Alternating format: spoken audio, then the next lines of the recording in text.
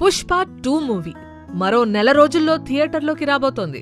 లెక్క ప్రకారం చూసుకుంటే ఈ పాటికే సినిమాకి సంబంధించిన అన్ని పనులు పూర్తయిపోయి ఉండాలి. కానీ ఇంకా ఐటెం సాంగ్ షూటింగ్ పెండింగ్ లో ఉంది.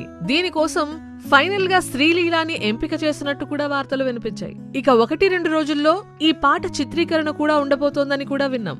ఇదలా ఉంటే ఇప్పుడు మరో 2 మ్యూజిక్ డైరెక్టర్స్ ఈ మూవీ కోసం పనిచేస్తున్నారనే టాక్ బయటకొచ్చింది. పుష్ప సినిమాలకి దేవిశ్రీ ప్రసాద్ సంగీత దర్శకుడు.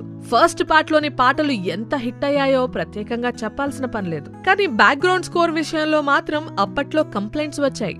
ఓవరాల్ సక్సెస్ వల్ల దాన్ని పెద్దగా పట్టించుకోలేదు. ఇప్పుడు మాత్రం ఆ తప్పు జరగకూడదని అనుకున్నారో ఏమో కానీ సీన్ లోకి తమన్, అజనీష్ లోకనాథ్ ని బ్యాక్గ్రౌండ్ కంపోజ్ చేసేందుకు తీసుకున్నారట. తమన్ గురించి తెలుగోళ్ళకి బాగా తెలుసు.